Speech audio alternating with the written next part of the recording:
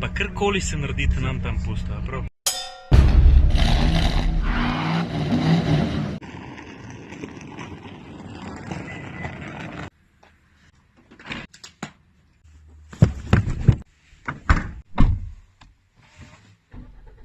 Jaz mislim, da je tole začetek ene zelo zanimive poti. Na tej poti ne samo, da bo odlična družba, tudi lokacija je taka, dost odlična. Da v avtu sploh ne govorim, zato ker take legende, kot je Land Cruiser, takih ni veliko. Zgodovina, poreklo, tehnologija, pa teren. Teren igra kar veliko vlogo v tej zgodbi. A kam točno grem? Daleč. Na drug kontinent, ki se imenuje Afrika. Država pa, no, se boste videli. Preden se pa vse skupaj zgodi, sem pa verjetno dolžen povedati besedo ali pa dve v avtu, ki ga vidiš za mano. Tole, po moje si že prepoznal, je nova generacija Suzukija Swift. Jelač pa pejmo.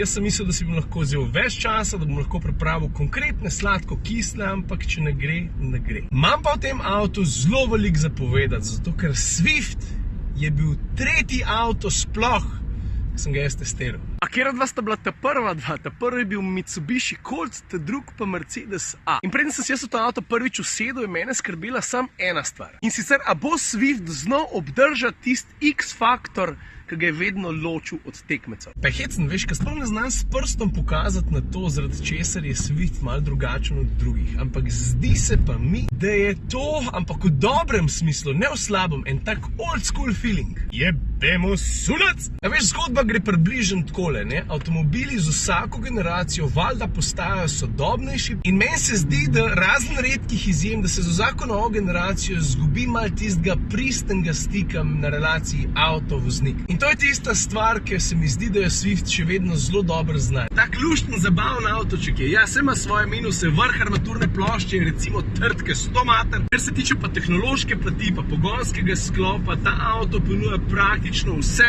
kar si sodoben voznik v tem segmentu sploh lahko zaželi. Tale avto je recimo pregnan s pametnim tempomatom, veš. Najbolj me je pa navdušil pogonski sklop, 1,2 litrski bencinar, 66 kW, 90 konjev, sliši se, vse skrbneč. Prav fejst počasen ni, pa da bi mu rekel, da je raketa, tudi ne glih. Ampak poraba, ta je pa bolj taka, za vzorc. Ker ta avto je meni na avtocesti kuril drobiš čez 5 litrov, nič več. Generalno se je zadovoljil tam s 5,5, mogoče 5,6. Pa ne pozab še eno stvar, opremljanje s 4-kolesnim pogonom. Zdaj pa ti meni povej, koliko malčko lahko opremaš s 4-kolesnim pogonom.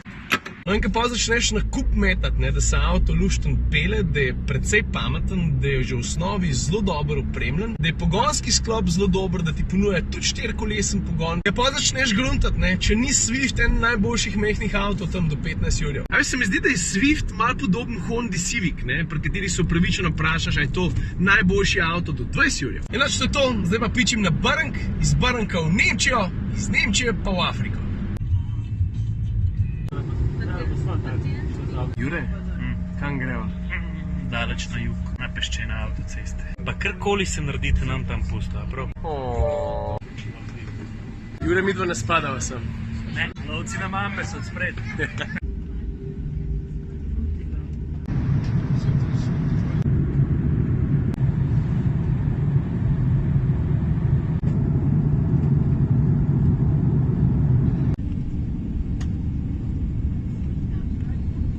Cape Town. Zdaj pa še en let, pa smo pa tam. Samo da dec heka tole ključavnico. Zdaj pa ne vem, če nas bo na terminal spustili. Drama, že čisto na začetku. Če šlo takole naprej, bomo avion zamudili. A?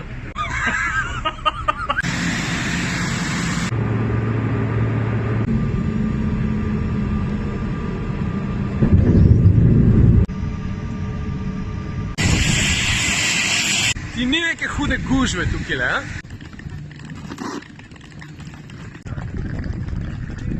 Evo, mi smo v Namibiji, tole, kar vidiš za mano, so pa avtomobili, mislim, avto, zaradi katerega smo sem prišli. Land Cruiserja sem omenil že na začetku videa, mogoče je treba to povedati, da je tole nov Land Cruiser. Se sem ovita, ne? In mislim, da je zdaj primeren trenutek, da jaz tale vlog zaključim.